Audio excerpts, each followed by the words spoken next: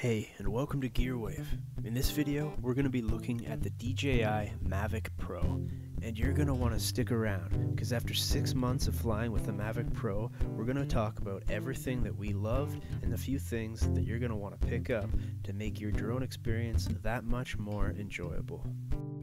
And if you are unfamiliar with the DJI MAVIC Pro, please check out the links in the description box below, where you can be instantly connected to the DJI website, where they're stacked full of additional information. Now, not only have we been using these drones for over 6 months, but we've been trying them out here in Canada within the cold Canadian winters, over water, in the Canadian trails, in blizzards, you name it. And if you're still unsure whether or not to make the buy, I would definitely recommend it. In fact, I own one as well as my brother and a few of my friends, and we use them all the time.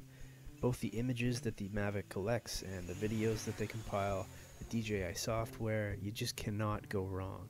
Now, flying in the snow does have its challenges, and aside from the obvious cold, one of the hardest parts is the takeoff.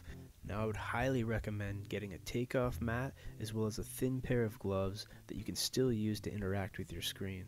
You can check out the links again in the description box below for some of the products that I use that I find that work really well for myself.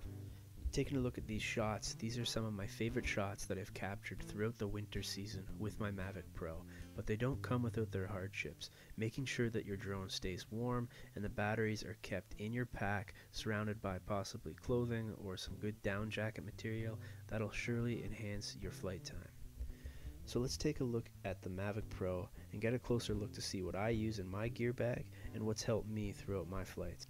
I picked up the Fly More combo, which allows for 2 extra batteries in the charging port. Now, aside from that, I use my iPhone 7 Plus and sometimes my Samsung Note 7, and I use my Anker battery pack almost all the time. Now, with that, it ensures you that you've got everything you need for a long flight time. Now, taking a look at the gimbal itself, I'd say that's the only other issue that I've ever had with the MAVIC, but now since DJI has upgraded their software, it seems like the gimbal issues are almost completely gone.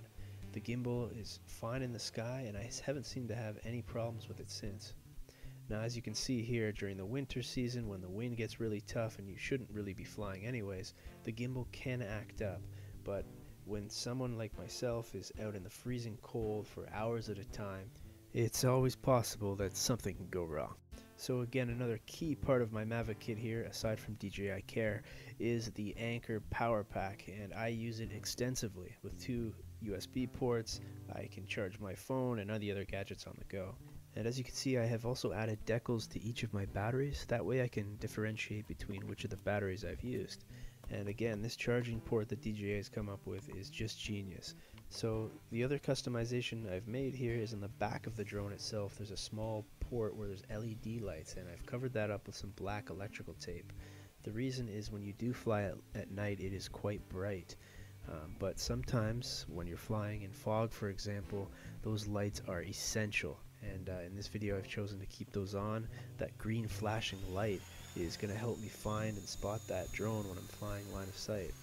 So let's take a look at the controllers. As you can see here, I'm using my Samsung tablet with the controller, which I find works great, but extensively I've been using my iPhone 7 Plus, which I find is a perfect fit, and it works great for myself.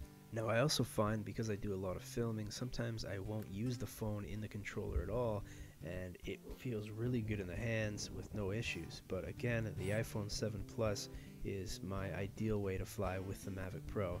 And additionally, if you are looking for an aftermarket product for the controller, I would recommend the joystick protection. That's going to help protect the screen and the joysticks when you do throw this into your pack or gear bag. So like anything in life, I do find that the MAVIC is enjoyed with others. Myself and my brother, we enjoy the MAVIC extensively all over the place, whether we're just going out for a hike or if we're looking to get an epic shot for a movie or a film that we're working on. And again, everything was filmed in this video with the MAVIC Pro itself, and I love that you can speed up this footage or slow it down and it still looks great, whether it's in 1080 or 4K. And the only other time that I could say that the shots haven't worked out is when the drone gets really, really cold, well beyond its recommended usage. And again, you really got to watch where you take off, because the drone itself does have such a low profile. I would just recommend that you make sure that the props are cleared from any sticks or stones before takeoff or landing. That way you're ensured that you don't even nick a prop before takeoff, and anything bad could happen during flight. So if you haven't done so already, check out the links in the description box for the DJI website. They've got a lot of cool drones and a lot more information on the DJI MAVIC Pro. And please subscribe, hit the like button and the bell for notifications, and check out GEARwav.com for upcoming videos and a lot more cool stuff. So thanks for watching, hope you enjoyed the video, and stick around for another video, or we'll see you next time.